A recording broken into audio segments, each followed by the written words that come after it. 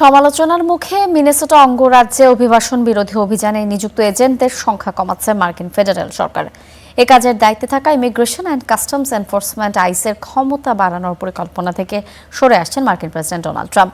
নতুন এক পরিকল্পনায় দেখা গেছে এই সংস্থার অধীনে নতুন অভিবাসী আটক কেন্দ্র করতে প্রায় $4,000 কোটি ঢালছে ট্রাম্প প্রশাসন। রাষ্ট্রীয় বাহিনী কিন্তু জনসমর্থনের বদলে বাসিন্দাদের কাছ থেকে ক্ষোভ ছাড়া আর কিছুই পায়নি আইস এজেন্টরা।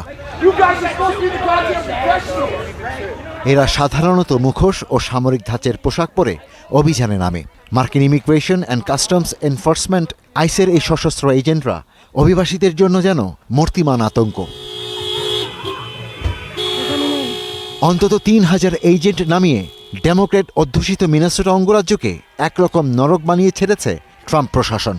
4,000-এর উপরে গ্রেপ্তার, গলিতে 2 মার্কিনীর মৃত্যু আর দেশজুড়ে তীব্র প্রতিবাদের মুখে এই অঙ্গরাজ্যে অভিযানের রাশ টানতে বাধ্য হয়েছে ফেডারেল সরকার। কয়েকদিন আগে ঘোষণা করা হয় মিনেসোটা ছাড়ছে 7 শতাধিক এজেন্ট। মিনেসোটায় কার্যক্রম কিছুটা গুটিয়ে নেওয়ার মধ্যেই খবর এসেছে সংস্থাটির সামর্থ্য আরও বাড়ানোর সিদ্ধান্ত নিয়েছে সরকার। এর জন্য $3,830 কোটি বরাদ্দ দিচ্ছেন মার্কিন প্রেসিডেন্ট।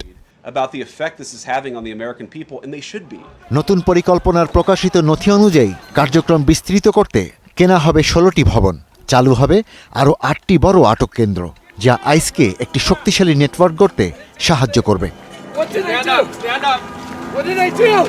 বর্তমানে 68,000 ব্যক্তিকে আটক রাখার সক্ষমতা আছে আইসের।